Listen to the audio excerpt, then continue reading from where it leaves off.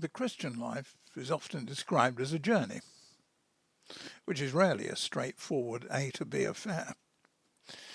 Our experiences frequently challenge long-held beliefs or understandings, and this, of course, is not a modern phenomenon. It's been present since the dawn of the faith. For instance, wasn't Paul right to argue that Gentiles can follow Christ without being circumcised?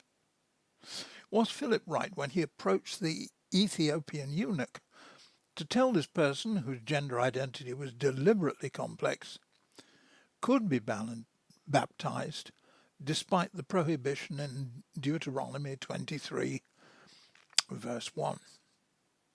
If as Christians the answer to these questions is yes, then it can be seen why the journey of inclusion that has seemingly dominated so much of the late 20th century continues unabated today. But we have a journey not of political correctness or wokeness, but simply a gospel journey. The current agenda may be seen to focus on two basic issues. The first we shall put under the general heading of race, which includes not only race but colour, ethnicity, religion, etc. And more attention seems to be focused on slavery, particularly as it applied to African slaves, and there seems to be a growth in the demands for reparation. But how far back should we go on these issues? Who is to be included? All gives rise to a lot of debate. And the second issue, of course, is one of gender, which is everything covered by the heading LGBTQ. I think it was in 1993 that I was asked if I would, at the St Austell Deanery Synod, second the motion supporting the ordination of women. After that meeting, I was tackled by two clerics who said I should be ashamed and couldn't really call myself a Christian. With the exception of a shrinking minority, we now look back and wonder what all the fuss was about. We may believe that racism is not an issue here in the West Country, but it is. We see subtle examples all the time, sometimes from surprising sources. There can be deep down suspicion, if not fear, of a coloured face. We have a near neighbour who, up to a few years ago, would cross the road if a coloured face was coming towards them. Simple ignorance and fear. On a personal level, of course, I'm still struggling to come to terms with dreadlocks. We know that Christians are adept at sticking rigidly to one thing in the Bible and totally ignoring others.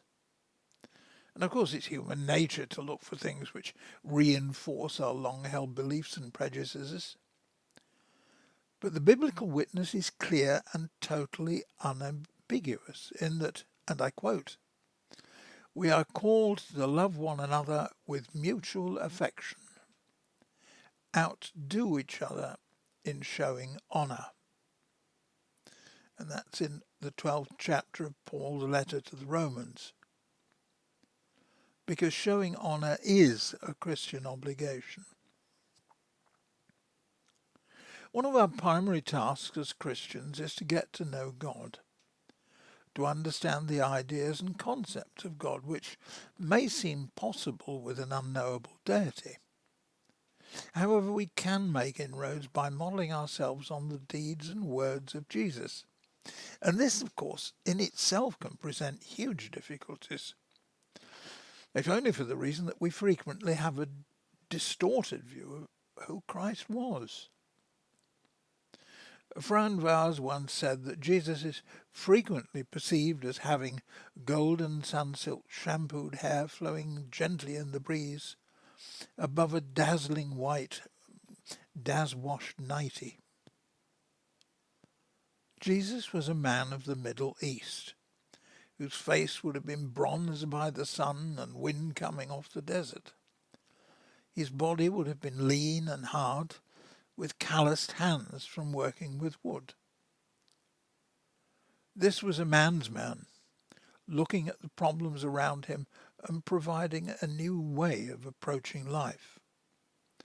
A revolutionary in the purest sense of the word.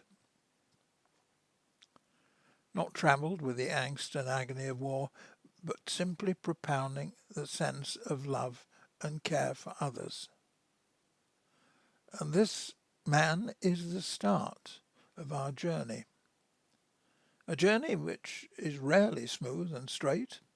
There are crossroads, forks, dead ends, roadworks, potholes. Every conceivable kind of hazard is thrown at us to make life difficult.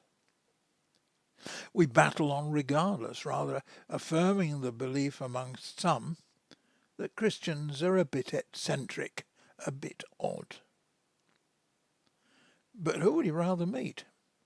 A dull, boring old whatever? Or a colourful eccentric? And for me, there's no contest. So perhaps one of the biggest challenges facing us on our journey is one of inclusivity. Race, religion, colour, ethnicity, sexuality, all have equal relevance and irrelevance.